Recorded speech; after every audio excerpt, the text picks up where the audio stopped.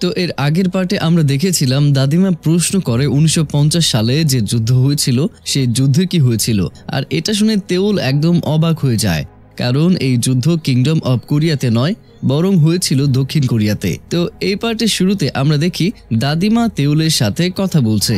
তখন তেওল বলে, আপনি এই যুদ্ধের বিষয়ে কিভাবে জানেন? দাদিমা বলে, ওই যুদ্ধের সময়ে আমার মা বাবা ভাই বোনকে হারিয়েছিলাম, আর তখন কেউ একজন আমাকে বলেছিল এমন এক পৃথিবীতে যেতে চাও যেখানে কোনো যুদ্ধ হয় না। আর তখন আমি আমার পৃথিবীর একটা বই হাতে নিয়ে তার সাথে আমার শহর ত্যাগ করেছিলাম, আর যার সাথে আমার শহর আমি ত্যাগ করেছিলাম তার নাম হচ্ছে কিং হেজং, আর কিং হেজংই হচ্ছেন লিগনের দাদা। আর আমি জানতে চাই আমি আসার পর ওই পৃথিবীর যুদ্ধের কি হয়েছিল। তখন তেওল বলে, যুদ্ধ শুরু হওয়ার 3 বছর পর সেটা শেষ হয়েছিল, আর যুদ্ধ শেষে কোরিয়া দুটি ভাগ হয়েছিল, একটা উত্তর কোরিয়া আর একটা দক্ষিণ কোরিয়া। আর এটা থেকে আমরা বুঝতে পারি যে দাদিমাও দক্ষিণ কোরিয়া থেকে এসেছে, আর দাদিমাও বাঁশির পাওয়ারের বিষয় জানে। দাদিমাও জানে যে লিগন অন্য পৃথিবীতে যায়, আর তেওল মেয়েটাও অন্য পৃথিবী থেকেই এসেছে। আর এদিকে প্রাইম মিনিস্টার লিগনের সাথে দেখা করতে আসে, আর তার অন্য পৃথিবীর বিষয়ও জানা ছিল। প্রাইম মিনিস্টারের মনে ছিল লিগনকে ব্ল্যাকমেল করার, আর সে এটাও জেনে গিয়েছিল যে লুনা তেওলের চেহারার ব্যক্তি। তারপর আমরা কিছুদিন আগের ফ্ল্যাশব্যাক দেখতে পাই, যেখানে আমরা জানতে পারি যে নিউজ পেপার প্রাইম মিনিস্টারের কাছে আসছিল সেটা লিরিমি তাকে পাঠিয়েছিল।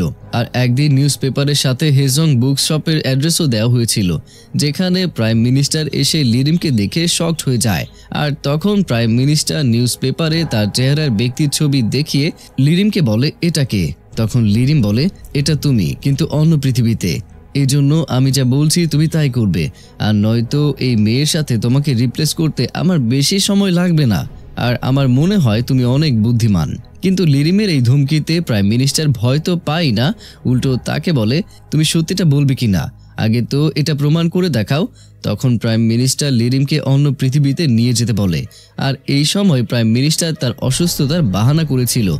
আসলে সে এই অসুস্থতার বাহানা করে দক্ষিণ কোরিয়াতে গিয়েছিল, আর প্রাইম মিনিস্টার দক্ষিণ কোরিয়াতে গিয়ে তার চেহারার ব্যক্তিকে মেরে ফেলেছিল, যাতে লিরিম তাকে ব্ল্যাকমেল করতে না পারে। তো প্রেজেন্টে আমরা দেখতে পাই প্রাইম মিনিস্টার লিগনকে বলে, আমি জানি ওই মেয়ে একটা চোর, আর আপনি একটা চোরকে রানী বানাতে চাচ্ছেন, আর এটা যদি পাবলিক জেনে যায় তাহলে রাজা সাহেবের নামে মানুষ কি বলবে। তখন লিগন বুঝতে পারে প্রাইম মিনিস্টার তাকে ব্ল্যাকমেল করার জন্য এসেছে। তখন লিগন বলে, লাইন ক্রস করো না। আর তখনই বৃষ্টি আর বিদ্যুৎ চমকাতে শুরু করে, আর প্রাইম মিনিস্টারের কাঁধে ওই চিহ্নটাও ভেসে ওঠে, ব্যথা শুরু হয়ে যায়। লিগন বুঝে যায় যে প্রাইম মিনিস্টারও অন্য পৃথিবীতে গিয়েছিল, আর তখন প্রাইম মিনিস্টার তার অসুস্থতার বাহানা করে এখান থেকে চলে যায়। লিগন রয়্যাল গার্ডদেরকে বলে লিরিমের লোকেদের শরীর চেক করার জন্য, তাদের শরীরে কোনো যন্ত্রণা চিহ্ন আছে কিনা দেখার জন্য বলে। তারপর প্রাইম মিনিস্টার বাইরে তেওলের সাথে দেখা করে, তেওলও তাকে চিনে ফেলে। তেওল প্রাইম মিনিস্টারকে দক্ষিণ কোরিয়াতে দেখেছিল, আর এটা প্রাইম মিনিস্টারই ছিল। তখন সেও প্রাইম মিনিস্টারের কাঁধে আবারও ওই চিহ্নটা দেখে, আর এটা দেখার সাথে সাথে সে লিগনের কাছে দৌড়ে আসে। প্রাইম মিনিস্টারের কাঁধের ওই চিহ্নের কথা লিগনকে সে বলতে থাকে। তখন লিগন বলে প্রাইম মিনিস্টারও কোনোভাবে লিরিমের সাথে জড়িত হয়েছে। তখন তেওল বলে, আমি প্রাইম মিনিস্টারকে দক্ষিণ কোরিয়াতে দেখেছি। তখন লিগন কনফার্ম হয়ে যায় প্রাইম মিনিস্টার লিরিমের সাথে জড়িত আছে।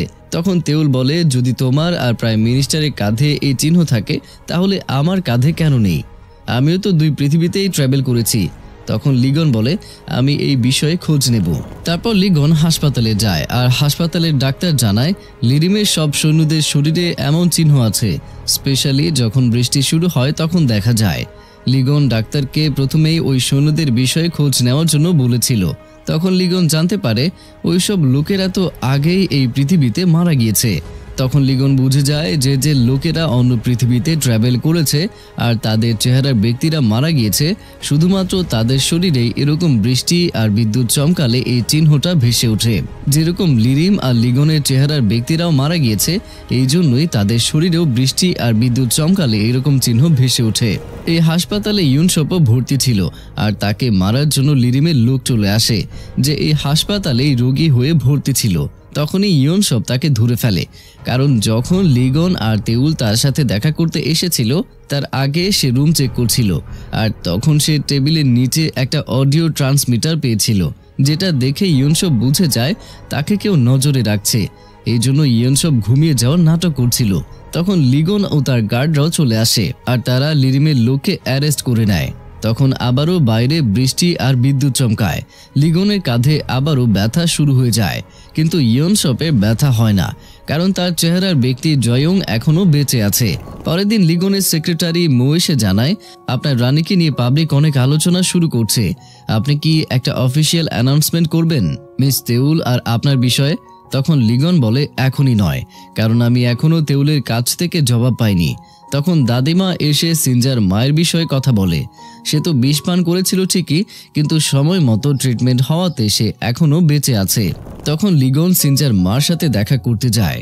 তখন সিনজার মা বলে, লিরিম এই বিষ আপনার খাবারে দিতে বলেছিল, আর নয়তো সে আমার ছেলেকে মেরে ফেলবে, কিন্তু এই বিষ আমি নিজেই খেয়ে নিয়েছি, কারণ আমি আর কোনো পাপ করতে চাইনি। এটার দোষ আমার ছেলের নয়, আপনি প্লিজ আমার ছেলেকে লিরিমের হাত থেকে বাঁচিয়ে নিন। তখন লিগন তার ছেলের বিষয়ে জানার চেষ্টা করে। লিগন জানতে পারে সিনজাই তার আসল ছেলে। এদিকে দক্ষিণ কোরিয়াতে লুনা তেউলের মতো করেই তার জীবন কাটাতে শুরু করে। হঠাৎ করে ছুটি নেওয়ায় তেউলের বাবা লুনার উপরে অনেক রেগে যান। লুনা কখনো বাবার ধমকি বকা শোনেননি, এই জন্য লুনার এসব ভালোই লাগে। বাবা তার জন্য খাবার বানিয়েছে আর তার সাথে হাসি মজা গল্প করছে, এসব লুনার ফার্স্ট টাইম এক্সপিরিয়েন্স হচ্ছে, আর এই জন্য সে অনেক সারপ্রাইজ হয়ে যায় তেউলের এই জীবন পেয়ে। তারপর আমরা জিহুনের মাকে দেখতে পাই, যে একটা ঘরকে দেখছিল। এটা সিনজার মায়ের ঘর ছিল, যেখানে জিহুনের মা 25 বছর আগে কাজ করত। তখন সিনজার মাকে বাইরে আসতে দেখে জিহুনের মা সিনজার মার সাথে কথা বলতে যায়। তখন জিহুনের মা জানতে পারে সিনজার বাবা মারা যাওয়ার পর তারা এখন রেন্টে থাকে। কিন্তু সিনজার মা জিহুনের মাকে দেখে অনেক অবাক হয়ে যায়, কারণ 25 বছর আগে জিহুনের মা সিনজার ঘরেই কাজ করত, আর এখন সিনজার মা গ্যামলিং ছেড়ে দিয়েছে। তারপর জিহুনের মা সিনজার মার সাথে কথা বলতে থাকে আর তাকে নিয়ে খাবার খেতে চলে যায়। তখন আমরা জয়ংকে দেখতে পাই, সিনজার মাকে যে নজরে রাখছিল, কারণ তার সন্দেহ ছিল সিনজাকে রিপ্লেস করা হয়েছে, আর হয়তো সিনজার মা লিরিমের সাথে মিলে আছে। জয়ং জিহুনের মাকে দেখে অবাক হয়ে যায়, কারণ সে লিগনের মায়ের চেহারার ব্যক্তি। তারপর জয়ং এদেরকে ফলো করতে করতে রেস্টুরেন্টে যায়। তখন সিনজার মা জিহুনের মাকে তার ছেলে সিনজার ছবি দেখায় আর বলে সে এখন পুলিশ অফিসার। আর যখন সিনজার মা জিহুনের কথা জিজ্ঞেস করে, তখন জিহুনের মা এখান থেকে উঠে চলে যায় আর লিফটে ওঠে। লিফটে লিরিমের একটা লোকও ছিল, যে সব সময় জিহুনের মায়ের সাথেই থাকে। তখন জয়ংও লিফটে ওঠে আর জিহুনের মায়ের বিষয়ে তদন্ত শুরু করে। এদিকে লিগন তেউলকে বলে, প্যারালাল ওয়ার্ল্ডের দরজা খোলায় সময় 1 ঘন্টা থেমে গিয়েছিল, আর এভাবে যতবারই দরজা খোলা হবে সময় আরও বেড়ে যাবে। তখন তেউল বলে, এটা কি ঠিক করার কোনো উপায় আছে? তখন লিগন বলে, হয়তো এই বাঁশিটা 2 টুকরো হওয়াতে এমন সমস্যা হচ্ছে, যখন বাঁশি 1 হয়ে যাবে তখন হয়তো এসব ঠিক হয়ে যাবে। তখন তেউল বলে, তাহলে তো আমাকে লিরিমের হাত থেকে বাঁশি হাসিল করতেই হবে, আর নয়তো সে তোমারটা নিয়ে যাবে। তখন লিগন বলে, আমাদের আরেকটা রাস্তা আছে, যদি আমরা 25 বছর আগে গিয়ে বাঁশির 2য় টুকরোটি নেওয়ার চেষ্টা করি তাহলে এসব থামানো সম্ভব হবে। তখন তেউল বলে, তুমি 25 বছর আগে এখন কিভাবে যাবে? লিগন বলে, প্যারালাল ওয়ার্ল্ডে পসিবল হবে, আমরা 25 বছর আগে যেতে পারবো, আর বাঁশির জন্য এটা আমাকে করতেই হবে। তারপর লিগন তেউলকে দক্ষিণ কোরিয়াতে দিয়ে আসে। তেউল ঘরে এসেই তার বাবাকে জড়িয়ে ধরে আর বলে, আমি আপনাকে অনেক মিস করেছি। তখন তেউলের বাবা বলে, তুমি তো এখন সকাল সকালই ঘর থেকে বের হয়েছ, এত তাড়াতাড়ি কিভাবে আমাকে তোমার মনে পড়েছে? তেউল তো এসব শুনে অনেক কনফিউজড হয়ে যায়। সে তার রুমে আসে আর রুম চেক করতে শুরু করে। তখন তার মোবাইল ফোন খুঁজে পায় না, এই জন্য তার বাবার মোবাইল নিয়ে বেরিয়ে পড়ে আর তার মোবাইল ট্র্যাক করে। আর এদিকে সিনজা তেউলের ঘরের দিকে আসছিল। রাস্তার মধ্যে সে তেউলকে পেয়ে যায়, আর এটা আসলে লুনা ছিল। তারপর সিনজা লুনাকে বলে, তুমি এতদিন কোথায় ছিলে? আমি তোমাকে অনেক মেসেজ আর কল দিয়েছি, কিন্তু এখানে তার আগে যেন সিনজা লুনাকে না চেনে এটা ভেবে লুনা সিনজাকে কিস করে দেয়। আর তখন লুনার মোবাইলে কল আসে আর সে কলের বাহানায় এখান থেকে চলে যায়। কিন্তু এসব দেখে তো সিনজা অনেক শকড হয়ে যায় আর সে লুনার পিছু করে। কিন্তু কিছুক্ষণের ভেতরেই সিনজার সাথে আসল তেওলের সাথে দেখা হয়। তখন তেওল বলে, আমার মোবাইলের লোকেশন এখানেই কোথাও আশেপাশে দেখাচ্ছে। সিনজা তো তেওলকে দেখে আরো কনফিউজড হয়ে যায়। তখন তেওল বলে, তুমি কি আমার চেহারার মেয়েকে দেখেছো? তখন সিনজা হ্যাঁ বলে। তেওল বলে, তার কাছেই আমার মোবাইল ফোন। তখন সিনজা বলে, তার কাছে হয়তো তোমার আইডি কার্ডও আছে, আর এই আইডি কার্ড দিয়ে সে ছুটির জন্য অ্যাপ্লাই করেছে। তুমি আগে পুলিশ স্টেশনে গিয়ে ছুটি ক্যান্সেল করাও। আর এটা বলে সিনজা এখান থেকে চলে যায়। তারপর তেওল তার মোবাইলে কল করে আর কলটা লুনা রিসিভ করে। তেওল লুনাকে বলে, মনে হয় তুমি আমার সাথেই দেখা করতে এসেছো, এর জন্য আমাদের দেখা করা উচিত। তখন লুনা বলে, যেদিন তুমি আমার সাথে দেখা করবে ওই দিন তোমার জীবনের শেষ দিন হবে। এদিকে লিগন জয়ং এর সাথে দেখা করতে আসে তার কি অবস্থা দেখার জন্য। তখন জয়ং বলে, আমার এখানে প্রাইম মিনিস্টার কুর সাথে দেখা হয়েছিল আর সে লিরিমের সাথে যুক্ত আছে। তখন লিগন বলে, তুমি তার চিন্তা করো না, আমি তাকে শান্ত করে দিয়েছি, সে এখন কিছুই করতে পারবে না। তারপর আমরা কিংডম অব কোরিয়াতে দেখতে পাই যে এইবার লিগন দক্ষিণ কোরিয়াতে আসার আগে প্রাইম মিনিস্টারের 12টা বাজিয়ে দিয়েছে আর তাকে তার পজিশন থেকে বিদায় করে দেওয়া হয়েছে। আর এদিকে নারীকে ইয়নসপের ভাই বোন কাবি আর ইয়নবির সাথে দেখতে পাই। নারী তাদেরকে বলছিল, আচ্ছা তোমাদের কি মনে হয় যে তোমাদের ভাই কি অনেক বদলে গিয়েছে? আর আমার তো মনে হচ্ছে সে অন্য একজন মানুষ। তখন ইয়নবি বলে, হ্যাঁ এটা তো আমি অনেকদিন থেকেই বুঝতে পারছি। আর তখনই আসল ইয়নসপ এখানে চলে আসে। ইয়নবি আর কাবি দৌড়ে তার কাছে যায় আর ইয়নবিও এক দেখাতেই বুঝে যায় যে এটাই তাদের আসল ভাই। আর ইয়নসপ নারীকে দেখে অনেক ইমোশনাল হয়ে যায় আর তাকে জড়িয়ে ধরে বলে, আমি তোমাকে অনেক দিন পরে দেখছি। তখন নারী ভাবে ইয়নসপের হঠাৎ করে আবার কি হয়ে গেল। আর এদিকে তেওল ছুটি ক্যান্সেল করে ঘরে আসে। আর তখনই তেওলের বাবা লিগনকে খাবার খাওয়ার জন্য ডাকে, কারণ লিগন তেওলের ঘরের বাইরেই দাঁড়িয়েছিল। তেওল এখানে তার বাবাকে বলে দেয় লিগন তার বয়ফ্রেন্ড। এই রিলেশন নিয়ে তেওলের বাবার কোনো প্রবলেমই নেই, সে তো উল্টো আরো অনেক খুশি হয়ে যায়। তো এখানে যখন তেওলের বাবা লিগনের বিষয়ে জিজ্ঞেস করে তখন তেওল বলে, আপনি শুধু তার চেহারাটা দেখেন, তার চেহারাতেই সবকিছু বোঝা যায়। তারপর খাবার খেয়ে তেওল লিগনকে বাইরে নিয়ে আসে। লিগনকে সে একটা নিউজ শোনায় আর একটা কালো জ্যাকেট তাকে গিফট করে, যেটা দেখে লিগনের অনেক পরিচিত মনে হয়, কিন্তু সে এটাতে বেশি একটা ধ্যান দেয় না। আর তখন তেওলের কাছে প্রাইম মিনিস্টারের চেহারার ব্যক্তি কু ইউনার মিসিং নিউজ আসে আর সে সিনজার সাথে তাকে খুঁজতে শুরু করে দেয়। সিনজা জানতে পারে ইয়াংসন কেয়ার সেন্টারের মালিক এখন জেলে আছে আর সে 25 বছর আগে ইয়াংসং কেয়ার সেন্টার কারো কাছে বিক্রি করে দিয়েছিল, আর সে ছিল লিরিম। তেওল তখন বুঝতে পারে লিরিমের সব সাঙ্গপাঙ্গ ইয়াংসং কেয়ার সেন্টারেই লুকিয়ে আছে।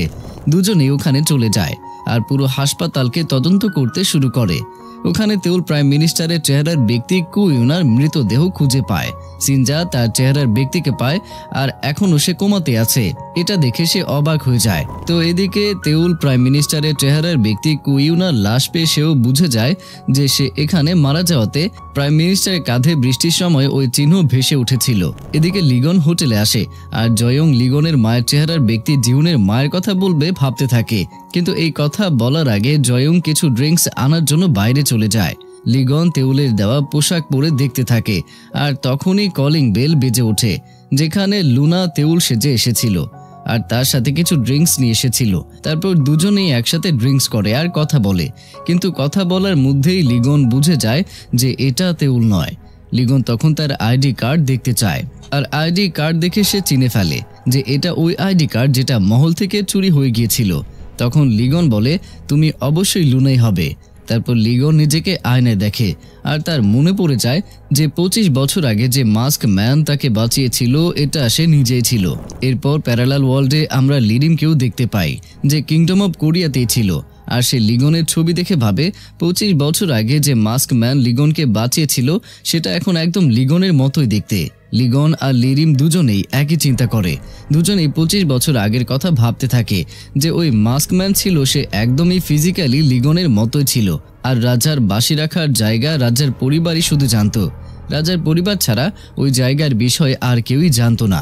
আর সে এটাও জানতো যে তার দুশ্মনটা কে আর সে কাকে বাঁচাতে এসেছে।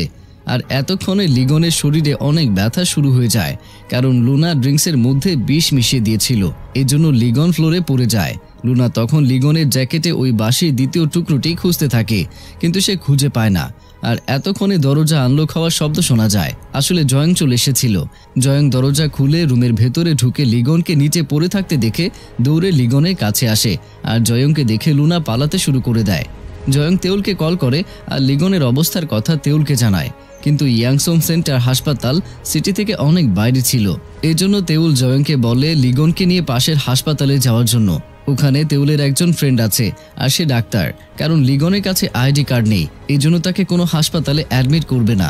জয়ং তখন তাড়াতাড়ি লিগনকে হাসপাতালে নিয়ে যায়, আর ওখানে তেওলের ডাক্তার ফ্রেন্ড লিগনের ট্রিটমেন্ট করা শুরু করে। আর কয়েক ঘন্টা পরে লিগনের ট্রিটমেন্ট শেষ হয়, আর সে এখন বিপদমুক্ত। কিন্তু কিছুক্ষণ পরেই তেওল সেখানে চলে আসে, কিন্তু জয়ং তেওলকে লিগনের রুমে যেতে দেয় না। জয়ং বুঝতে পারছিল না এটা তেওল নাকি লুনা। সে তেওলকে লিগনের রুমে যেতে দেয় না, কারণ সে আর কোনো রিস্ক নিতে চায় না। জয়ং তেওলকে বলে, তোমার চেহারার ব্যক্তি রাজা সাহেবকে বিষ দিয়েছে, এজন্য আমি বুঝতে পারছি না তুমি আসল তেওল নাকি নকল। এটা বলে সে ভেতরে চলে যায়। তেওল বাইরে বসে লিগনের এই অবস্থার জন্য অনেক কষ্ট পায়। তখন তেওল ইয়নসবকে কল করে আর বলে, কাবি আর ইয়নবিকে নিয়ে তুমি আমার বাবার কাছে যাও, আর যদি আমাকে ঘরে দেখতে পাও তাহলে আমাকে এই নাম্বারে কল করো। তখন ইয়নসব বুঝে যায় তেওল তার চেহারার ব্যক্তি লুনার কথা বলছে। আর এদিকে পরের দিন সকালে কিংডম অব কোরিয়াতে লিরিম ব্যাম্বো ফরেস্টে আসে, আর সে ভাবতে থাকে যে লিগন টাইম ট্রাভেল করে আগে কিভাবে গিয়েছে। এদিকে দক্ষিণ কোরিয়াতে সকালে লিগনের হুঁশ ফিরে আসে, আর সে প্রথমে জয়ংয়ের কাছে তেওলের কথা বলে। তখন জয়ং বলে তেওল রাতে এসেছিল, কিন্তু এখন সে এখানে নেই। তখন লিগন জয়ংকে বলে, 25 বছর আগে যে মাস্ক ম্যান আমাকে বাঁচিয়েছিল সে আমি নিজেই। সে তখন ডেট চেক করে আর বলে, আজকের এই দিনে 1994 সালে লিরিম রাজদ্রোহী করেছিল, এই জন্য আমাকে যেতে হবে, আর তুমি আমার হয়ে তেওলকে সরি বলে দিও তাকে না বলে যাওয়ার জন্য, আর আমি আসার আগ পর্যন্ত তুমি তেওলকে প্রোটেক্ট করবে। তারপর লিগনও দক্ষিণ কোরিয়ার ব্যাম্বো ফরেস্টে চলে আসে। লিগন আর লিরিম দুজনেই প্যারালাল ওয়ার্ল্ডের দরজা খুলে ফেলে, আর দুজনেই প্যারালাল ওয়ার্ল্ডের পোর্টালের ভিতরে ঢুকে পড়ে। যেহেতু প্যারালাল ওয়ার্ল্ডের ভেতরে, এই জন্য দুজন দুজনকে দেখতে পায় না। কিন্তু কিছুক্ষণ এগিয়ে যেতেই দুজনের বাঁশির অ্যাট্রাকশনে দুজনেই সামনাসামনি আসার ফিল হয়।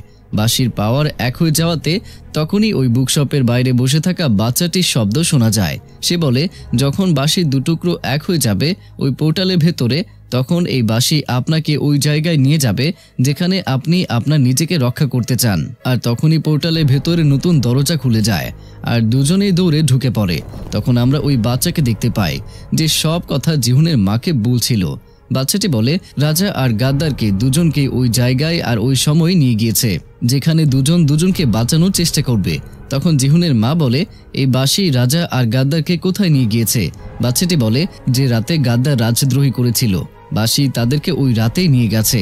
তখন আমরা দেখতে পাই সত্যি সত্যি লিগন আর লিরিম 1994 সালের ওই রাতে চলে গিয়েছে। তখন জিহুনের মা বাচ্চাটিকে বলে, এরা দুজন এখানে কেন গিয়েছে? তখন বাচ্চাটি বলে, কারণ রাজা এই দুই পৃথিবীকে লিরিমের হাত থেকে বাঁচাতে চায়। তারপর আমরা দেখতে পাই 1994 সালে লিরিম রাজাকে মারতে যায়, আর তখনই এখানে বর্তমানে লিরিম চলে আসে। আর 1994 সালে লিরিম বর্তমানে লিরিমকে দেখে কনফিউজড হয়ে যায়। তখন বর্তমানে লিরিম 1994 সালে লিরিমকে বলে, আমি তোমার ফিউচার সেলফ, আমি 2020 থেকে তোমার এই ভুল থামাতে এসেছি, এই জন্য তুমি আমার কথা শোনো। আর রাজাকে মারার আগে তুমি রাজকুমার লিগনকে মেরে ফেলো, আর নয়তো রাজকুমার লিগন তোমাকে আটকাতে আসবে। কিন্তু 1994 সালে লিরিমের অনেক ইগো ছিল, এই জন্য সে অন্য কারোর জ্ঞান পছন্দ করত না। আর সে বর্তমানে লিরিমের হাতে থাকা ছাতাতে বাঁশির টুকরো দেখে সে চিনে ফেলে আর বলে, যদি তুমি 2020 থেকে আসো তাহলে এই বাঁশির সম্পর্কে আমি যা শুনেছি তা কি সত্যি? তখন বর্তমানে লিরিম বলে, হ্যাঁ এটা সত্যি, এই জন্য তুমি আগে রাজকুমারের রুমে গিয়ে রাজকুমারকে মারো, তারপর এই বাঁশি নিতে আসো। এটা শুনে 1994 সালে লিরিম বলে, তোমার কি মনে হয় এই 8 বছরের বাচ্চা আমাকে আটকাতে পারবে? আর এটা বলে সে হাসতে শুরু করে।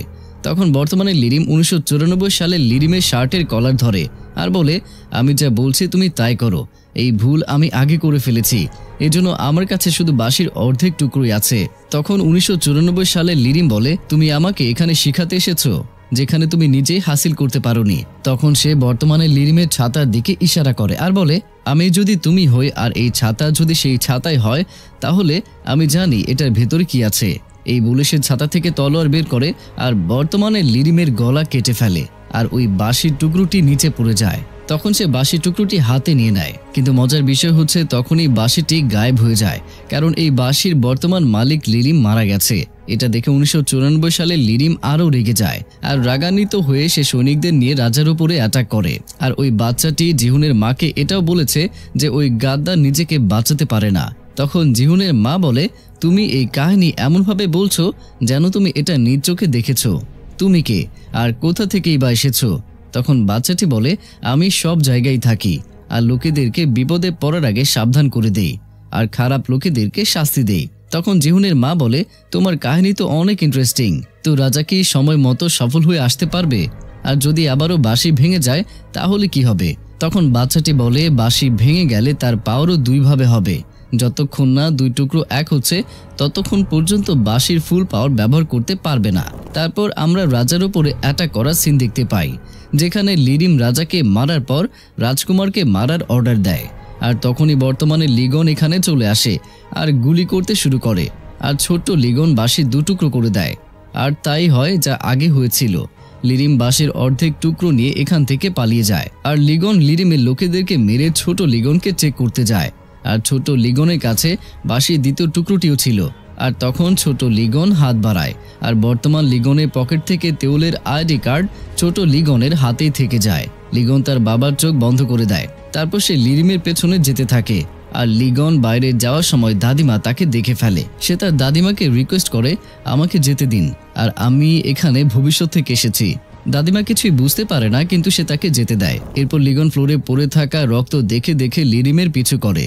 লিগন মহলের বাইরে এসে দরজার সামনে প্রিন্স বয়ংয়ের ছেলে সিয়াং জংকে দেখতে পায়, যে বাইরে যাওয়ার দরজা বন্ধ করছিল, আর এই রক্তের চিহ্ন এই দরজার দিকেই আসছে। তখন সিয়াং জং লিগনকে লিরিমের লোক মনে করে বলে, তাড়াতাড়ি বাইরে যাও, এখনই রয়্যাল গার্ড আসবে। আর তখন লিগন বুঝতে পারে সিয়াং জং ও রাজদ্রোহী লিরিমের সাথে মিলে আছে। এই জন্য লিগন সিয়াং জং এর পায়ে গুলি করে আর লিরিমকে খোঁজার জন্য ব্যাম্বো ফরেস্টে যেতে থাকে। কিন্তু এখানে ব্যাম্বো ফরেস্টে লিগন লিরিমকে দেখতে পায় না। এই জন্য লিগন বর্তমানে যাওয়ার জন্য দরজা খোলার চেষ্টা করে, কিন্তু সে দক্ষিণ কোরিয়াতে ঠিকই আসে। তবে এটা 2020-এ নয়, 1994 সালে সে চলে আসে। তখন লিগন বুঝতে পারে তার আগেই লিরিম দক্ষিণ কোরিয়াতে চলে গিয়েছে। তারপর লিরিম ওইদিকে কিংডম অব কোরিয়াতে আসে, আর সে টিভিতে দেখতে পায় যে ছোট্ট লিগন তার বাবার মেমোরিয়াল সার্ভিস পুরা করছিল। আর লিরিমের লাশও পাওয়া গিয়েছিল, কারণ দক্ষিণ কোরিয়ার লিরিমের চেহারার ব্যক্তিকে মেরে তার লাশ কিংডম অব কোরিয়াতে ফেলে দেওয়া হয়েছিল। তারপর লিগন আবারও দক্ষিণ কোরিয়াতে চলে আসে। লিগন বুঝে যায় যতক্ষণ না এই বাঁশির দুটুকরো এক হচ্ছে ততক্ষণ পর্যন্ত সে আগের টাইমে যেতে পারবে না। লিগনের বাইরের টাইম আর পোর্টালের ভেতরের টাইমের বিষয়ে জানা ছিল। এই জন্য সে বুঝে যায় যে বর্তমানে 2020 সালে যেতে হলে তাকে পোর্টালের ভেতরে 4 বছর থাকতে হবে, আর এখানে 26 বছর থাকতে হবে। তারপর সে 20 সালে যেতে পারবে। তখন লিগনের মনে পড়ে যায় তেওল তাকে বলেছিল লিগনের চেহারায় দক্ষিণ কোরিয়ার জিহুন। সে 8 বছর বয়সে মারা গিয়েছিল। তারপর লিগন পাশের টেলিফোন দিয়ে পুলিশ স্টেশনে ফোন করে আর কমপ্লেন করে, আর তাদেরকে জিহুনের অ্যাড্রেস দিয়ে বলে এরা সবাই এখন বিপদে আছে। কিন্তু লিগন ফোন করতে একটু লেট করে ফেলে, কারণ একদিন আগে জিহুনের ফ্যামিলির সবাই মারা গিয়েছে, শুধু জিহুনের মা ছাড়া। তখন লিগন ভাবে তার কাছে আর কোনো রাস্তাই নেই, পোর্টালের ভেতরে 4 বছর তাকে থাকতে হবে। আর লিগনের তখন তেওলের কথা মনে পড়ে। মানে 1994 সালে তেওলের বয়স 5 বছর যখন ছিল, তখন সে তেওলের সাথে দেখা করার জন্য তার অ্যাড্রেসে যায়। আর ওই সময় তেওলের মাও মারা গিয়েছিল। তেওল তার মায়ের একটা বেল্ট রোদে শুকাতে দেয়, আর সেটা হাওয়াতে নিচে পড়ে যায়, যেটা লিগন তুলে তাকে দিতে যায়। তখন ছোট্ট তেওল লিগনের হাত থেকে বেল্ট আনতে যায়। তখন লিগন ছোট্ট তেওলকে জং তেওল বলে ডাকে। তখন ছোট তেওল বলে, আপনি কে, আর আপনি আমার নাম কিভাবে জানেন? তখন লিগন বলে, আমি ফিউচার থেকে এসেছি, আর এখন আমি 1994 সালে ফেসে গিয়েছি, আর তোমার কাছে আসতে আমার 26 বছর পর্যন্ত এখানেই থাকতে হবে। বর্তমানে তোমার কাছে যাওয়ার জন্য অপেক্ষা করো, আমি আসছি। তখন ছোট তেওল বলে, আমি আপনাকে জানি, আপনি কিডন্যাপার, তাই না? ছোট্ট বাচ্চাদেরকে কিডন্যাপ করেন। এটা শুনে লিগন মুচকি হাসি দেয় আর বলে, তাহলে তুমি ছোটবেলা থেকেই এমন, এই জন্য তুমি পুলিশে জব করো? আর তখনই তেওলের কেয়ারটেকার আসে আর বলে, আপনি কে? লিগন বলে, আমি জং, তার বাবার বন্ধু।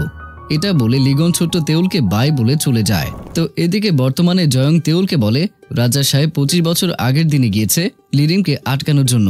আর তখন তেওলের লিগনের জন্য অনেক চিন্তা হয়, আর লিগনকে সে অনেক মিস করে। আর তখনই হঠাৎ করে তেওলের মাথায় কিছু নতুন মেমোরি অ্যাড হয়ে যায়। যখন তার 5 বছর বয়স ছিল তখন তার লিগনের সাথে দেখা হয়েছিল। আর এটা দেখে তেওল অনেক শকড হয়ে যায়, কারণ সেখানে লিগন তেওলকে বলছিল, তুমি অপেক্ষা করো, আমি খুব তাড়াতাড়ি আসবো, আমি এখানে ফেসে গিয়েছি। তেওলের মাথায় এই মেমোরিটা অ্যাড হয়। এই জন্য তেওল অনেক ইমোশনাল হয়ে পড়ে। তেওল এটাও বুঝে যায় লিগন হয়তো 1994 সালে ফেসে গিয়েছে। এই জন্য তেওল আরো কষ্ট পেতে থাকে।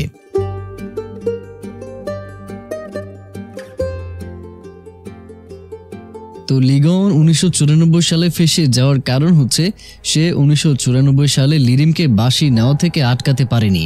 এই জন্য লিরিম দক্ষিণ কোরিয়াতেও চলে এসেছে। আর সে দক্ষিণ কোরিয়াতে এসে তাই করে যা সে আগে করেছিল। প্রথমে তার আর লিগনের চেহারার ব্যক্তিকে মেরে ফেলে। আর এদিকে লিগন বাঁশির দুটুকরো এক করতে না পেরে সে শুধু 1994 সালের দক্ষিণ কোরিয়া থেকে কিংডম অফ কোরিয়াতে যেতে পারছে।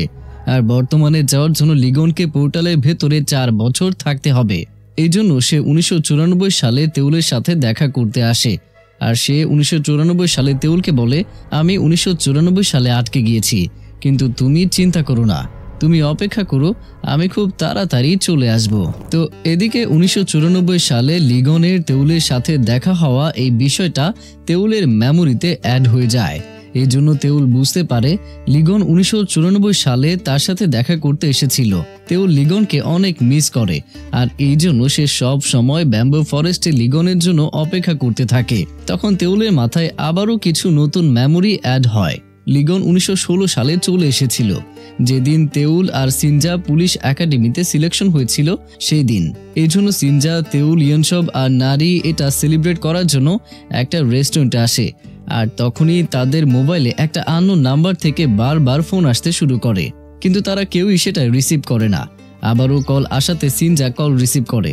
তখন আমরা দেখতে পাই সে তো লিগনই ছিল, আর সে রেস্টুরেন্টের বাইরে থাকা একটি ফোন বুথ থেকে বারবার কল করছিল। লিগন সিনজাকে তেওলের কাছে ফোনটা দিতে বলে। তখন তেওল লিগনকে দেখে ফেলে সে কখন থেকে কল করে যাচ্ছে। তেওল তখন বুঝতে পারে লিগনই তাদেরকে কল করছে। এই জন্য সে লিগনের সাথে কথা বলার জন্য বাইরে আসে। তখন তেওল লিগনকে চিনে ফেলে আর বলে, তুমি তো সেই মিস্টার কিডন্যাপার, তাই না? কিন্তু তুমি এখনো এত বছর পরে একই ড্রেসে কিভাবে আছো? আর তুমি কে? আর কোথা থেকেই বা এসেছো? আর আমার নাম্বারই বা তুমি কিভাবে জানো? তখন লিগন বলে, এই ড্রেস তুমি আমাকে গিফট করেছিলে, আর তোমাদের সবাইকে একসাথে দেখে অনেক ভালো লাগলো। তুমি আমাকে চিনতে পারবে না, এটা আমি জানি।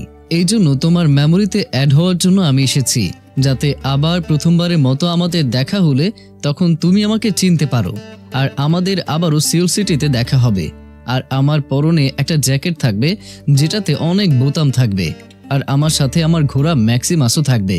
আর হ্যাঁ, পরের বার আমাদের দেখা হলে আমার সাথে একটু কম রুডলি ভাবে কথা বলো, ঠিক আছে? তখন তেওল বলে, আমাদের কেন আবারও দেখা হবে?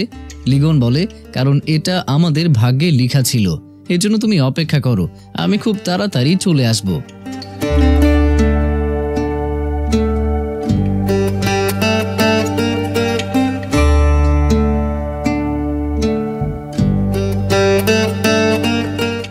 আর বর্তমানের তেওল এটা জেনে অনেক ইমোশনাল হয়ে যায় যে লিগন তার সাথে 16 সালেও দেখা করেছে। তারপর কয়েক বছর লিগন পোর্টালের ভেতরে থাকে।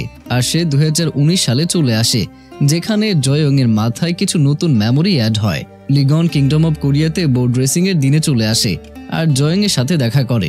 আর সে তেওলের জ্যাকেটটা একটা জায়গায় রাখে আর জয়ংকে বলে, আমি তোমাকে কিছুদিন পরে একটা প্যারালাল ওয়ার্ল্ডের বিষয়ে বলবো। আর ওই দেশের নাম হচ্ছে দক্ষিণ কোরিয়া, যেখানে আমাদের লেফটেন্যান্ট জং তেওলও থাকে। আর তোমার চেহারার ব্যক্তিও আছে সেখানে। এজন্য এখন তুমি আমাকে কোনো প্রশ্ন করো না, জং তেওলের উপরে ভরসা করো। তখন জয়ং বলে, আপনি কি তার সাথে দেখা করেছেন? তখন লিগন বলে, আমি খুব তাড়াতাড়ি তার সাথে দেখা করব। আর এটা বলে লিগন এখান থেকে চলে যায়। তারপর এসবই হয় যা ফার্স্ট এপিসোডে হয়েছিল।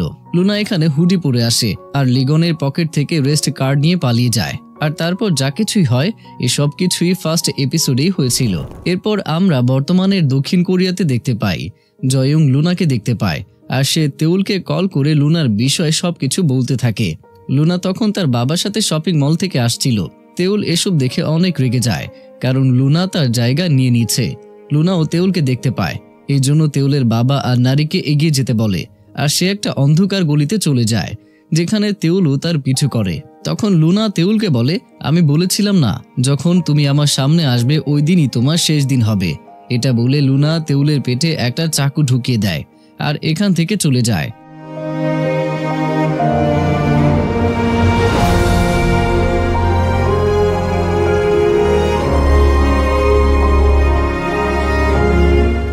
আর তখনই তেওলের মাথায় কিছু নতুন মেমোরি অ্যাড হয়, যেখানে লিগন দক্ষিণ কোরিয়াতে চলে এসেছিল আর তার সাথে প্রথমে তেওলের যেভাবে দেখা হয়েছিল এই সিনটাও দেখানো হয়। লিগন তার ঘোড়া ম্যাক্সিমাসকে নিয়ে রাস্তা দিয়ে আসে আর তেওলের কাছে যায়, কিন্তু এবার তেওল লিগনকে সামনে দেখে চিনে ফেলে আর বলে, তুমি সত্যি সত্যি চলে এসেছো, হয়তো সত্যি এটা আমাদের ভাগ্যে লেখা ছিল। আর এটা বলে এবার তেওল লিগনকে জড়িয়ে ধরে। আর এখানে বর্তমানের তেওল লুনার চাকুর আঘাতে মাটিতে পড়েছিল আর তখন একটা কাপল তাকে আহত অবস্থায় দেখতে পায় আর তারা তেওলকে নিয়ে হাসপাতালে অ্যাডমিট করে। এদিকে সিনজার কাছে থাকা 2G মোবাইলে লিরিমের কল আসে। লিরিম সিনজাকে দেখা করতে বলে, যেখানে লিরিম সিনজাকে তার আসল নাম বলে। লিরিম বলে, তোমার আসল নাম হচ্ছে খান হিউমিন আর আমি তোমাকে কিংডম অফ কোরিয়া থেকে এখানে এনেছিলাম আর তোমাকে যে কাজের জন্য এখানে এনেছিলাম এখন ওই কাজের সময় হয়ে গিয়েছে। তোমাকে লিগনকে মারতে হবে আর নয়তো তোমার দুই পৃথিবীর দুই মাকে আমি মেরে ফেলবো। তারপর আমরা দেখতে পাই লিরিম নারীর শপে এসেছে আর নারী জ্যোতিষী বিদ্যা শিখে হাত দেখা শুরু করেছে। তখন লিরিম আসে নারীর কাছে তার হাত দেখাতে, তখন ইউনসবও সেখানে চলে আসে। লিরিমকে দেখে ইউনসব চিনে ফেলে আর সে নারীকে তার পেছন দিকে নিয়ে যায়। তখন লিরিম বলে, জানি না আমার ভাতিজা এখন কোথায় লুকিয়ে আছে, কিন্তু তাকে বলে দিও আমি তার মায়ের মৃত্যু বার্ষিকীর দিনে তার সাথে দেখা করতে আসবো। আর এটা বলে লিরিম এখান থেকে চলে যায়। ইউনসব তখন এসব তেওলকে বলার জন্য নিচে আসে, যেখানে সে লুনাকে দেখতে পায় আর সে লুনাকে তেওল মনে করে লিরিমের বিষয়ে সবকিছুই বলতে থাকে। আর তার ভেতর এই সিনজাও এখানে চলে আসে আর সে লুনাকে দেখে চিনে ফেলে। তখন এখানে তেওলও চলে আসে। তেওল আসলে হাসপাতাল থেকে অনুমতি ছাড়াই চলে এসেছিল। লুনাকে দেখতেই তেওল তাকে একটা থাপ্পড় মারে আর এরা সবাই লুনাকে একটা ঘরে বন্দি করে রাখে। তারপর তেওলকে হাসপাতালে যেতে হয় কারণ তার খুব বেশি ব্যথা করছিল। তারপর আমরা লিগনকে দেখতে পাই যে ফাইনালি বর্তমান সময়ে চলে এসেছে আর সে তেওলের বিষয়ে খোঁজ করে দ্রুত হাসপাতালে যায়। তারপর একজন আর আরেকজনকে এত বছর পরে দেখে অনেক ইমোশনাল হয়ে যায়।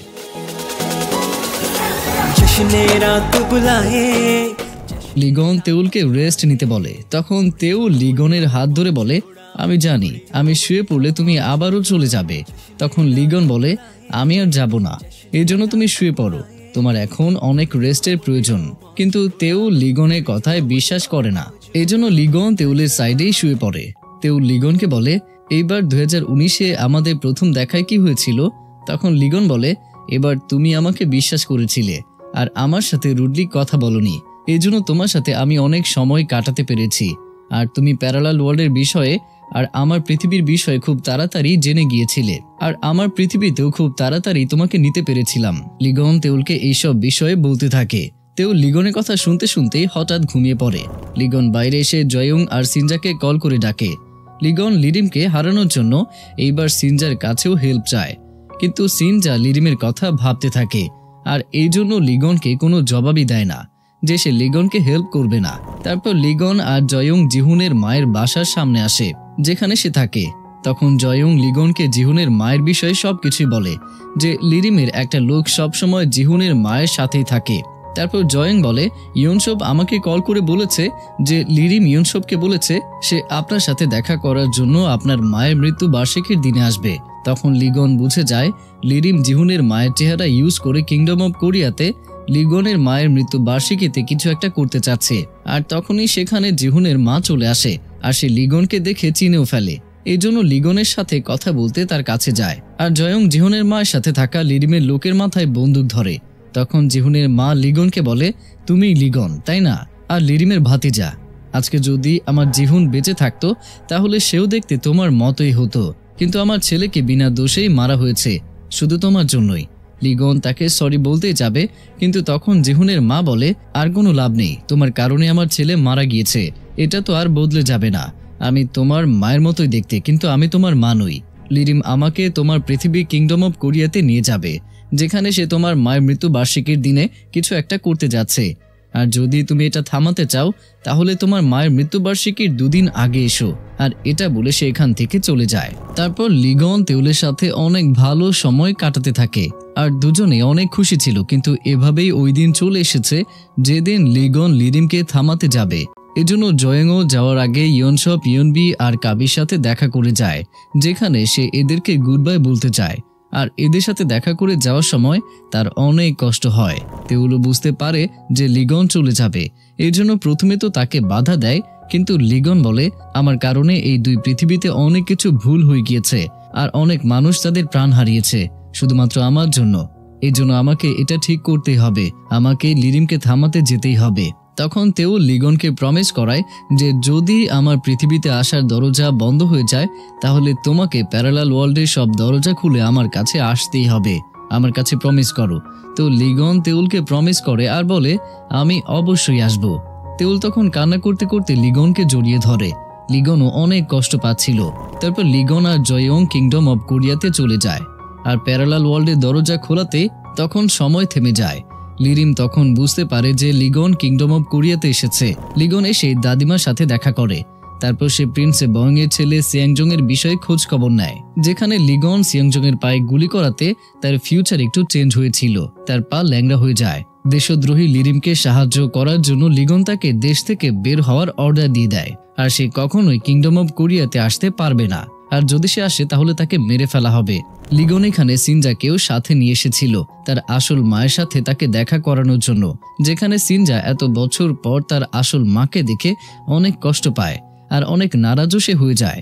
সিনজার মা লিরিমের সাথে তাকে একা ছাড়ার জন্য সিনজার কাছে ক্ষমা চায়, কিন্তু সিনজা তার মায়ের উপরে অনেক নারাজ ছিল, এই জন্য সে এখান থেকে চলে যায়। এদিকে লিরিম জিহুনের মাকে নিয়ে কিংডম অব কোরিয়াতে চলে আসে, কারণ 2 দিন পর লিগনের মায়ের মৃত্যুবার্ষিকী। কিন্তু জিহুনের মা নিজে ইচ্ছে করে বিষ খেয়ে মারা যায়। আর লিরিম সব সময় তার সাথে ডাক্তার রাখে, এই জন্য ডাক্তার জিহুনের মাকে বিষের জন্য ইনজেকশন দিতে যাবে, ঠিক তখনই সময় থেমে যায়। কারণ লিগন জেনে বুঝে প্যারালাল ইউনিভার্সের দরজা খুলেছিল। লিগন চেয়েছিল যে ঘন্টা খানেক সময় থেমে যাক, আর এটাই হয়েছে। ঘন্টা খানেক সময় থেমে যাওয়াতে ডক্টর জিহুনের মাকে সময় মতো ইনজেকশন দিতে পারে না, আর বিষের যন্ত্রণায় জিহুনের মা মারা যায়। তখন লিরিম একটা বন্দুক নিয়ে মহলের দিকে চলে যায় লিগনকে মারার জন্য। লিগনও সিসিটিভিতে দেখে নিয়েছিল লিরিম এখন কোথায় আছে। লিগনও চলে আসে, দুজনেই সামনাসামনি হয়। তো এরপর লিরিম লিগনের দিকে বন্দুক তুলে ধরে, কিন্তু বন্দুক চলছিল না, কারণ সময়ের সাথে মানুষের সাথে সব জিনিসই থেমে গিয়েছিল। লিগন জানতো কখন সময় নর্মাল হয়ে যাবে, এই জন্য লিগন সিনজা আর জয়ংকে আশেপাশেই রেখেছিল। আর যখনই সময় নর্মাল হয়ে যায় তখন লিরিম লিগনের দিকে বন্দুক তুলে ধরে আবারও, কিন্তু তার গুলি করার আগেই জয়ং লিরিমের পায়ে গুলি মেরে দেয়। সিনজাও তাদের সাথে ছিল। লিগন বাঁশির টুকরা নিয়ে এরপর ব্যাম্বো ফরেস্টে চলে আসে, কিন্তু লিগন লিরিমকে ছাড়া বাঁশি দিয়ে প্যারালাল ওয়ার্ল্ডের দরজা খুলতে পারে না। আর যখনই লিরিমের কাছে এই বাঁশি দেয় তখনই প্যারালাল ইউনিভার্সের দরজা খুলে যায়, কারণ এই বাঁশির ভেতরে লিরিমের ব্লাড চলে গিয়েছে। এই জন্য লিরিম এই বাঁশির অর্ধেক মালিক হয়ে গিয়েছে। তারপর দরজা খোলার পরে লিগন বাঁশির 2 টুকরো নিয়ে পোর্টালের ভেতরে ঢুকে যায়, কিন্তু সে 25 বছর আগে যেতে পারছিল না।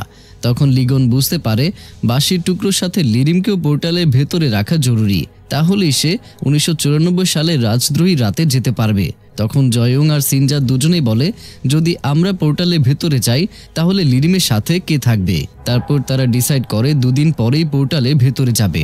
এরপর লিগন তার মায়ের মৃত্যু বার্ষিকীতে অ্যাটেন্ড করে, আর সে অ্যানাউন্স করে লিগনের পরে প্রিন্স বয়ং এর নাতনি সেজিন কিংডম অব কোরিয়ার উত্তরাধিকারী হবে। এদিকে তেওল লিরিমের সাথে কথা বলতে জেলে যায় আর বলে, ওই বাঁশির টুকরো এখন কার হাতে আছে। তখন লিরিম বলে, আমার ভাতিজা তো মরবেই, তবে এবার তার সাথে তোমাদের সবাইকে মরতে হবে। যদি তোমরা আমাকে আটকানোর চেষ্টা করো। তখন তেওল বুঝে যায় লিগন আবারও 25 বছর আগে ওই রাজদ্রোহী রাতে যাবে, আর এবার লিরিমকে বাঁশি নিয়ে যেতে দেবে না। এদিকে কিংডম অব কোরিয়াতে সেজিন একটা অ্যাক্সিডেন্টে মারা যায়, আর এই অ্যাক্সিডেন্ট লিরিমই করিয়েছে, কারণ সে জানতো লিগনের পরে তাকে উত্তরাধিকারী করা হবে। এই জন্য সে আগেই প্ল্যান করে সেজিনকে অ্যাক্সিডেন্ট করিয়েছে। এখন সেজিনের পরে আর কোনো উত্তরাধিকারী নেই, এই জন্য লিগনকে যেভাবেই হোক আবার ফিরে আসতেই হবে। আর এদিকে তাকে 25 বছর আগে গিয়ে লিরিমকে বাঁশি নেওয়া থেকে আটকাতে হবে, নয়তো লিরিমের কারণে অনেক মানুষ বিনা কারণেই মারা যাবে। এদিকে তেউল সিনজার কাছে বাঁশির দ্বিতীয় টুকরো চায়, কারণ সে জেনে গিয়েছে বাঁশির দ্বিতীয় টুকরো সিনজার কাছেই আছে, আর আজই সেই বাঁশির দ্বিতীয় টুকরো নিয়ে পোর্টালে ভেতরে যাবে। তেউল সিনজার কাছে বাঁশির দ্বিতীয় টুকরো চায়, তো সেখানে বলে আমি আজকে এই বাঁশির টুকরো নিয়ে পোর্টালে ভেতরে যাব। তখন সিনজা যেতে মানা করে দেয় আর বলে ওখানে অনেক বিপদ আছে, হয়তো তুমি এখানে ফিরে নাও আসতে পারো। তখন তেউল বলে আমি লিগনকে ছাড়া এখানে একটা থাকতে চাইও না, কারণ যদি লিগন 1994 সালে গিয়ে লিরিমকে দক্ষিণ কোরিয়াতে আসার আগে থামিয়ে দেয়, তখন লিগন তো কখনোই দক্ষিণ কোরিয়াতে আসতে পারবে না। এই জন্য তেউল সিনজাকে রিকোয়েস্ট করে বাঁশিটা দেওয়ার জন্য। তখন সিনজা এই প্রথমবার তার ফিলিংসের বিষয়ে তেউলকে জানায়। সিনজা বলে সেই হাই স্কুল থেকে তেউলকে সে পছন্দ করে, তাহলে সে কিভাবে তেউলকে এত বড় বিপদে যেতে দেবে। তখন তেউল সিনজাকে বলে যেমনভাবে তুমি আমাকে পছন্দ করো তেমনভাবে আমিও আরেকজনকে অনেক পছন্দ করি, আর আমি তাকে ছাড়া থাকতে পারবো না। অনেক রিকোয়েস্ট করার পরে সিনজা তেউলকে বাঁশির টুকরোটা দিয়ে দেয়। তো এদিকে লিগনও জানতো যদি তাকে 1994 সালে দক্ষিণ কোরিয়াতে আসার আগেই থামিয়ে দেওয়া যায় তাহলে তার ফিউচারটা বদলে যাবে, লিগনের আর তেউলের কখনো দেখা হবে না। লিগন এটা ভেবে অনেক কষ্ট পেতে থাকে আর ভাবে হয়তো ওপরওয়ালা আমাকে এজন্যই পছন্দ করেছে যাতে আমি লিরিমকে খারাপ কাজ করা থেকে আটকাতে পারি। তারপর লিগন তার প্রিয় পোশাক পরে ব্যাম্বো ফরেস্টের দিকে যেতে থাকে। তো এদিকে তেউলও লিগনের দেওয়া গলার চেইন পরে নেয়, যেটা তার স্পেশাল মুহূর্তে পরার কথা ছিল। তারপর সে লিরিমকে নিয়ে তার পৃথিবীতে ব্যাম্বো ফরেস্টে চলে যায়। এদিকে লিগনের সামনে জয়ং চলে আসে আর বলে আমি আপনাকে একা যেতে দেব না, কারণ আপনাকে প্রোটেক্ট করা আমার ডিউটি, এজন্য আপনি লিরিমকে থামাবেন আর আমি আপনাকে প্রোটেক্ট করব। তারপর জয়ং আর লিগন দুজনেই একসাথে পোর্টালের ভেতরে এন্ট্রি করে। আর এদিকে দক্ষিণ কোরিয়াতে তেউল লিরিমের মাথায় বন্দুক ধরে তাকে নিয়ে পোর্টালের ভেতরে ঢুকে পড়ে। তারপর বাঁশির দুই টুকরো কানেক্ট হয়ে যায় আর তখনই লিগন আর জয়ংকে সেই বাঁশি 1994 সালে নিয়ে যায়। আর এখানে জয়ংয়ের পেছনে গেটে থাকা সিয়াং জনকে মেরে ফেলে যাতে সে লিরিমকে পালাতে সাহায্য করতে না পারে। তারপর দুজনেই বাঁশির কক্ষে যেতে থাকে, যেখানে এইবারও লিরিম রাজাকে মেরে ফেলে আর ছোট্ট লিগনকেও মার্ডার অর্ডার দিয়ে দেয়। আর এতক্ষণে জয়ং আর লিগন সেখানে পৌঁছে যায় আর এবার দুজন মিলে লিরিমের লোকদেরকে খুব তাড়াতাড়ি মেরে ফেলে। আর এবারও ছোট লিগন হাতে তলোয়ার নিয়ে তাকে মারতেই যাবে, তখনই গুলির শব্দে তার হাত থেকে তলোয়ারটা নিচে পড়ে যায়। লিরিমের হাতে থাকা বাঁশি এবার পুরোটাই থাকে, অর্ধেক হয় না। এই জন্য 2020-এর বর্তমানে লিগন আর লিরিমের হাতে থাকা দুটো বাঁশির টুকরোই গায়েব হয়ে যায়। আর তখন লিরিম তেউলকে বলে অর্ধেক বাঁশি গায়েব হয়ে গেছে, তার মানে আমার কাছে পুরো বাঁশিটাই রয়ে গেছে, আর এই জন্যই আমার ভাতিজা কখনোই 1994 সাল থেকে বের হতেই পারবে না। তাহলে আমাকে কিভাবে মারবে? তেউল তখন তার বন্দুক লিরিমের মাথায় ধরে আর গুলি চালানোর চেষ্টা করে, কিন্তু গুলি বের হয় না, কারণ পোর্টালের ভেতরে সময় থেমে থাকে। আর তখন লিরিম বলে অযথা চেষ্টা করে কোনো ফায়দা হবে না, কারণ কোনো কারণ ছাড়াই তুমি এখানে ফেসে যাবে। আর এদিকে লিগন লিরিমের পেছনে যায়, জয়ং ছোট্ট লিগনকে বাঁচায়। আর তখনই লিরিমের একটা লোক গুলি চালায়, জয়ং অনেক আঘাত পায়, কিন্তু সে ছোট্ট লিগনকে বাঁচিয়ে নেয়। এদিকে দক্ষিণ কোরিয়াতে সিনজা তার নকল মাকে ওনার আসল ছেলের সাথে দেখা করিয়ে দেয়, আর তার আসল ছেলেকে এই অবস্থায় দেখে সে সিনজার উপরে অনেক রেগে যায়। পরে সে বুঝতে পারে যে দুজনই কিংডম অফ কোরিয়ার নয়, কারণ তারও কোনো আইডিয়া ছিল না এসব বিষয়ে। আর এই জন্য সে সিনজাকে জড়িয়ে ধরে বলে তোমরা দুজনেই সবসময় আমার সন্তান হয়ে থাকবে। আর এদিকে লিরিম পুরো বাঁশি নিয়ে পালিয়ে ব্যাম্বো ফরেস্টে চলে আসে।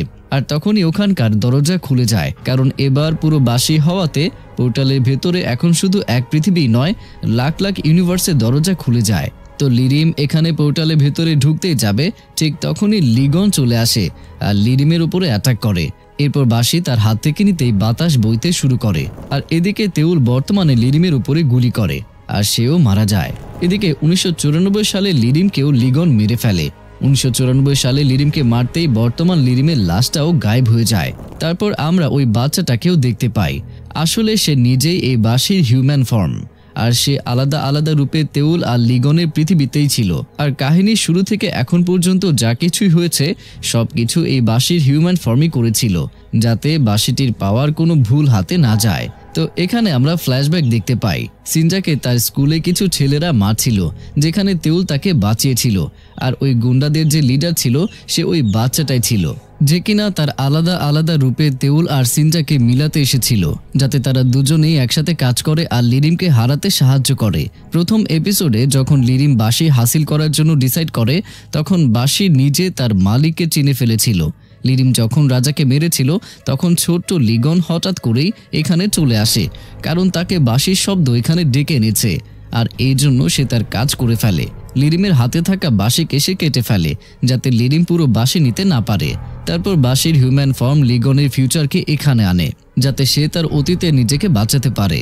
লিরিম দক্ষিণ কোরিয়াতে এসে এখানকার লোকেদেরকে মেরে ইউনিভার্সের নিয়ম ভেঙে দেয়, আর তাকে থামানোর জন্য বাঁশি হিউম্যান ফর্ম লিগন, তেউল, সিনজা এদের সবাইকেই কানেক্ট করে, যাদের সাহায্যে লিগন লিরিমকে থামাতে পারে। তখন বাচ্চাটি বলে, ভালো হবে যদি দরজাটা বন্ধ না হয়, নয়তো তেউলের পৃথিবীকে খুঁজতে লিগনের জন্য অনেক কঠিন হবে। এই জন্য একজন আরেকজনকে নিয়ে মেমোরি থাকবে। আর লিরিম না থাকার কারণে জিহুনের পরিবারও বেঁচে যায়। আর এদিকে যখন কিংডম অব কোরিয়াতে সিনজার মা সিনজাকে সুইসাইড করার জন্য জোর করছিল, তখনই প্রিন্স বয়ং সেখানে চলে আসে আর সুইসাইড করা থেকে তাদেরকে বাঁচায় আর তাদেরকে হেল্প করে। তো এখানে সিনজা কিংডম অব কোরিয়াতেই থাকে। এদিকে লুনা, যার বাবা মা ছোটবেলায় মারা গিয়েছে, সে কুয়ের মায়ের দোকানে চুরি করতে যায়, কিন্তু তখন কু দেখে ফেলে আর তার উপরে রাগ দেখাতে থাকে। কিন্তু কুর মা অনেক ভালো মানুষ ছিল। যখন সে লুনার সিচুয়েশনের কথা জানতে পারে, তখন সে লুনাকে তার ঘরেই রেখে দেয়, আর লুনাও একটা নতুন পরিবার পেয়ে যায়। তো বর্তমানে আমরা দেখতে পাই দক্ষিণ কোরিয়াতে তেহুলের হুঁশ ফিরে আসে, যেখানে অনেক লোক তাকে ঘিরে দাঁড়িয়েছিল। তেউল তখন জানতে পারে যে এইটা দক্ষিণ কোরিয়ায়, আর সে লোকেদের কাছ থেকে মোবাইল ফোন নিয়ে পুলিশ স্টেশনে কল করে আর সিনজাকে খুঁজতে থাকে। কিন্তু পুলিশ স্টেশনে সিনজা নামের কোনো পুলিশই নেই, কারণ কিংডম অব কোরিয়া থেকে তো সিনজা আসেইনি আর লিগনও আসেনি। আর এটা জেনে তেউল অনেক কষ্ট পায় আর কাঁদতে শুরু করে। তার মানে হচ্ছে তেউলের সবকিছুই মনে আছে, তেউলের মেমোরি থেকে কিছুই মুছে ফেলেনি। তারপর আস্তে আস্তে সবকিছুই নর্মাল হয়ে যায় আর তেউল পুলিশের কাজে ব্যস্ত হয়ে থাকে, আর সে লিগনকে অনেক মিসও করতে থাকে। তারপর একদিন হঠাৎ করে লিগনকে তার সামনে দিয়ে আসতে দেখে, কিন্তু সে এই পৃথিবীর জিহুন ছিল, আর তাকে দেখে তেউল লিগনকে আরো অনেক বেশি মিস করতে থাকে। সে লিগনের প্রমিসের কথাও মনে করতে থাকে, যেখানে লিগন তাকে বলেছিল, যদি তোমার পৃথিবীতে আসার দরজা বন্ধ হয়ে যায় তো আমি ইউনিভার্সের সব দরজা খুলে তোমার কাছে ফিরে আসব। আর এটা মনে করে সে আরো অনেক কান্না করতে শুরু করে। এদিকে আমরা লিগনকে দেখতে পাই যে সত্যি সত্যি বাঁশির সাহায্যে ইউনিভার্সের সমস্ত দরজা খুলে চেক করতে থাকে আর তেউলকে খুঁজতে থাকে। কিন্তু সব পৃথিবীতেই তেউলের চেহারার ব্যক্তিরা, কেউ পাইলট, কেউ অ্যাক্ট্রেস, আবার কেউ আর্মি, আবার কেউ ডক্টর, এদের মধ্যে কেউই লিগনের তেউল ছিল না। তারপরেও লিগন হার মানে না আর সব পৃথিবীতে গিয়ে তেউলকে খুঁজতে থাকে, কিন্তু কোনো পৃথিবীতে তেউলের চেহারার ব্যক্তিরা লিগনকে চিনতে পারে না। আর এভাবে খুঁজতে খুঁজতে লিগন একদিন তেউলের পৃথিবীতে চলে আসে, যেখানে তেউল তাকে দেখে অনেক ইমোশনাল হয়ে যায় আর কান্না করতে করতে লিগনকে জড়িয়ে ধরে। লিগনও এতদিন পরে তেউলকে দেখতে পেয়ে অনেক বেশি ইমোশনাল হয়ে যায়। তখন তেউল বলে, এখানে আসতে তোমার এত সময় কেন লেগেছে? তখন লিগন তাকে সব কিছু বলে যে ওই রাতে কি হয়েছিল। কিন্তু লিগন এসেছে এটা দেখে তেউল অনেক খুশি হয়ে যায়।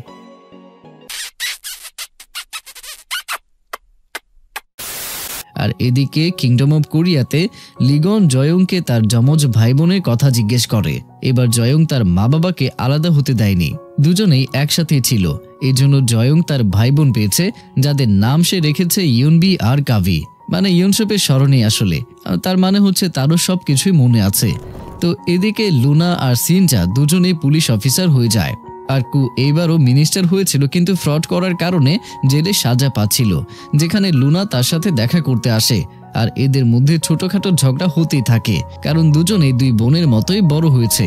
এদিকে লিগন আর তেউল প্রতিদিন তাদের কাজ শেষ করে নতুন নতুন পৃথিবীতে তারা ঘুরতে যায়, যেখানে তারা সমস্ত পৃথিবী ঘুরতে থাকে। তারা দুজনে শান্তিমতো এক এক সময় এক এক পৃথিবীতে ঘুরতে যায়। আর যেহেতু লিগনের কাছে পুরো বাঁশি ছিল, এই জন্য তারা আলাদা আলাদা টাইম লাইনেও যেতে পারে, কখনো ফিউচারে যায়, আবার কখনো অতীতে। আর এভাবেই একদিন তারা অতীতে গিয়েছিল দক্ষিণ কোরিয়ার 1994 সালে, যেখানে ছোট সিনজা বল খুঁজতে আসে আর তার এখানেই অ্যাক্সিডেন্ট হয়েছিল। তখন লিগন বল তার কাছে ছুঁড়ে মারে, যার সাহায্যে সিনজাকে বলের জন্য এখানে আসতে হয়নি। আর সিনজারও অ্যাক্সিডেন্ট হয়নি। সিনজার অতীতে এই অ্যাক্সিডেন্ট না হওয়ায় বর্তমানে সিনজা একজন বিজনেসম্যান হয়ে যায়। আর ইয়নসব তো এনআইএসে জয়েন করে। আর এখানে লিগন কোনো না কোনো বাহানায় আসে আর এদেরকে দেখে অনেক খুশি হয়ে যায়। তো এদিকে জয়ং আর সানির লাভ স্টোরিও লুকিয়ে লুকিয়ে চলতে থাকে। আর অন্যদিকে ইয়নসবও নারীকে বিয়ে করে নেয়। তেওল আর লিগনের লাভ স্টোরি এভাবেই চলতে থাকে। আর তারা দুজনেই এভাবেই সব পৃথিবীতে ট্রাভেল করতে থাকে। আর তাদের এই এক হয়ে যাওয়ার মধ্য দিয়েই এই অসাধারণ ড্রামাটি এখানেই হ্যাপি এন্ডিং হয়ে যায়। जश्ने रात बुलाए, जश्ने रात बुलाए, कुड़ियों मुंडियों मौज उड़ाओ, कुड़ियों मुंडियों मौज उड़ाओ। जश्ने रात बुलाए, जश्ने रात बुलाए, कुड़ियों मुंडियों मौज उड़ाओ, कुड़ियों मुंडियों मौज उड़ाओ। क्या चल रहा है यारो मस्ती के माहौल में, दिल फेंक आशिक सारे इश्क की कतार में। बंदियां भी ऊपर से लगती शाय बाय पर है द रियल डील, एक झोंका इनके जुल्फों का दे देता अल्टीमेट फील। हट हट बाजू हट शाय बाय किसको बोला, लगता है बोला तू पर में आका बोला come mess with me if you wanna find out, जगह तेरी दिखाऊं न रहे कोई doubt. In spite of this करना हो प्यार यार मेरे पहले हो जाए और मुझे नहीं कहते हैं ऐसे ही शर्मी, माफ किया ये तेरे प्यार का। তো প্রিয়জনেরা, কেমন ছিল আমার এই এক্সপ্লেনেশন সেটা অবশ্যই কমেন্টের মাধ্যমে জানাতে ভুলবেন না। দেখা হচ্ছে পরবর্তী কোনো ড্রামাতে। পরবর্তীতে যে ড্রামাটি নিয়ে আসতে চলেছি সেটাও অসাধারণ। আশা করছি আপনারা সবাই ভালো থাকবেন, সুস্থ থাকবেন আর আমাকে অবশ্যই মনে রাখবেন। कुड़ियों मुंडियों मौज उड़ाओ।